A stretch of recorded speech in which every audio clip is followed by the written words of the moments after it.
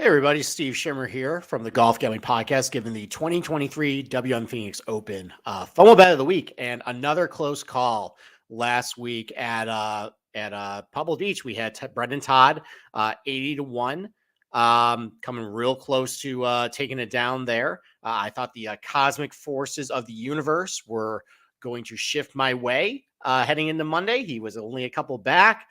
He slept on a 7-footer overnight for birdie, drained that, but just ran out of holes. Justin Rose played pretty well.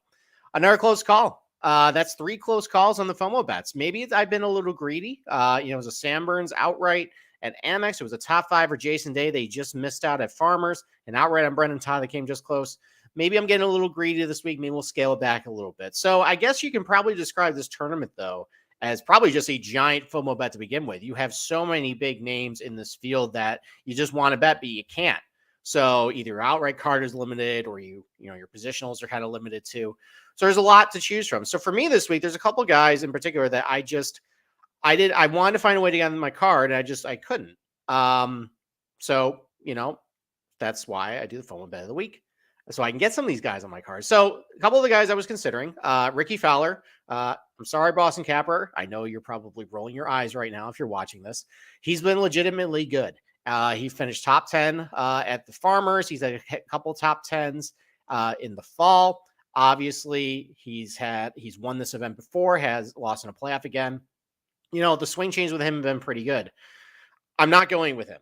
I don't like his putting on overseed surfaces over the last couple of years. A little concerned with that. Could have won with Sahith Theegala, a guy who finished third last year. Maybe could have won if he didn't hit in the water on 17. It's funny, too, that we talk about how driving matters a lot this week. And Sahith Theegala, some of his best finishes have come at golf courses with a lot of high penalty for missing fairways, like Sea Island or TPC River Highlands or TPC Scottsdale. And with how erratic of a driver he is, it's surprising that some of his best finishes have come in those places. But I didn't go with him either. I'm going back to a guy that we used at Amex, Sam Burns. So I think Sam Burns is a popular outright play, but it doesn't seem like he's getting a lot of traction in the DFS markets.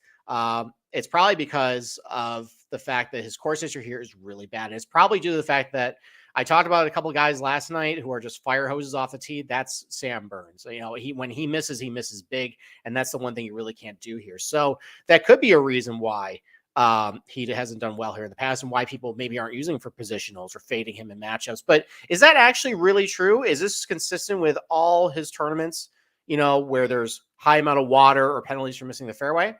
Why don't we take a look? So obviously you have American Express. We just finished T11 in that event.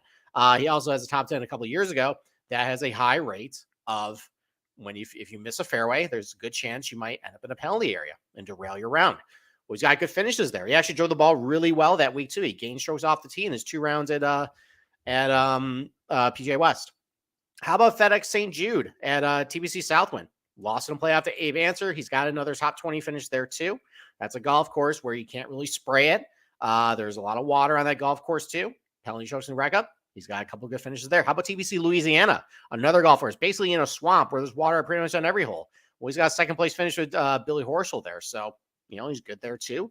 TPC Sawgrass last year, he was leading heading into, I think technically Monday because of all the rain delays. He was right in the mix, faded on Sunday, but good amount of success that tournament. Pretty good the players.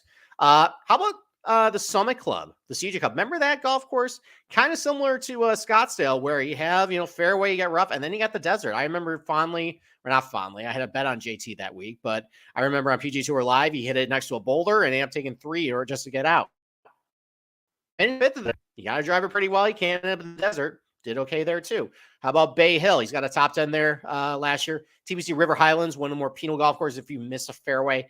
He's got a T13 there. So there are a lot of examples of places with a lot of water, a lot of areas for penalties where you can get punished that Sam Burns had success at. So the fact that he hasn't done well here is kind of baffling to me. He's got all the tools.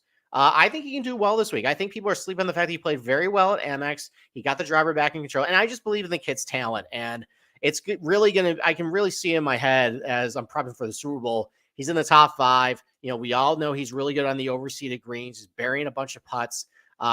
I think I want to find a way to get my betting card. So I'm not going to bet him outright. My outright card is full, but there's some good prices for a top 10 and top 20 market. If you want to do top 20, you can still find him at 2-1 in a couple places. Top 10, he's close to 5-1. So those are my two bets. I'm going to add just a little bit on Sam Burns top 20, close to 2-1. Sam Burns top 10, about 5-1. I'll have a little bit of a stake on it. And if he bombs out, say la vie. Didn't cost me a lot of money, but you know what? I just love rooting for the kid. I think he's got a high ceiling, and I want to have a little bit of share on him when he finally figures it out this place. So that's the FOMO bet of the week. Find a way to get Sam Burns on your betting card, and good luck this week.